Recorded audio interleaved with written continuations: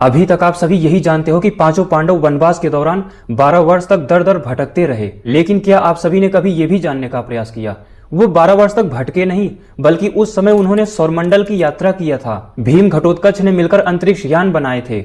अलग अलग ग्रहों सहित सौरमंडल की यात्रा, विमान व अंतरिक्ष यान और दिव्यास्त्रों पर प्रयोग, ये महाभारत में ही दिया गया है। युधिष्ठिर और अर्जुन ने मिलकर एक दिव्य कवच बनाया था जिसका भेदन दिव्यास्त्रों द्वारा भी नहीं किया जा सकता।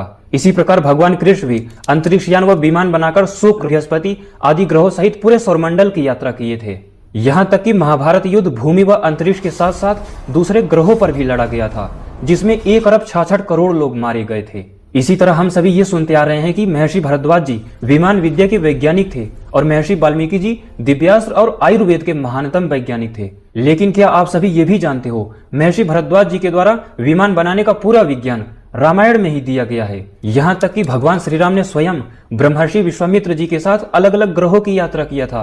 पूरे सौरमंडल की यात्रा विश्वामित्र जी ने उन्हें कराया था। जिस प्रकार महर्षि लोमस के साथ पांचों पांडवों ने मंगल, बुध, बृहस्पति आदि से होते हुए सूर्य की यात्रा करके वापस आए थे, इसी प्रकार भगवान विश्वामित्र जी के साथ श्री राम ने भी अलग अलग ग्रहों की यात्रा किया था और इसका भी जिक्र वाल्मीकि रामायण में ही है। ये तो रहा श्री राम की बात। श्री राम से भी पहले भगवान मानधाता ने एक दिन में पूरी धरती जीत ली थी।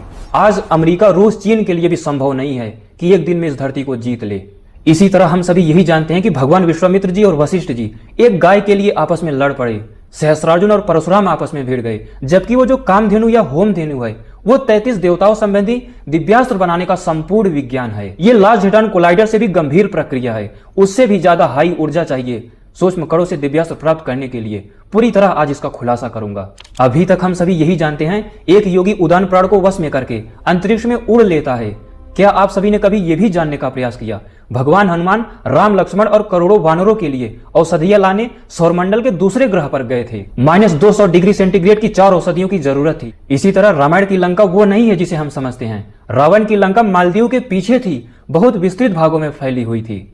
पूरा का पूरा मालदीव भगवान राम के द्वारा बनाया गया एक पुल मात्र है। एक एक बातों को बहुत ध्यान से सुनना, प्रूफ के साथ और गंभीरता के साथ आज डिटेल में सब कुछ व्याख्या करेंगे। अगर वीडियो को पूरा देख लेते हो तो मैं आप सभी को वचन देता हूं सनातन धर्म पर 100% विश्वास हो जाएगा और करोड़ों अरबों साल के वैज्ञानिकों पर आप सभी को गर्व होगा।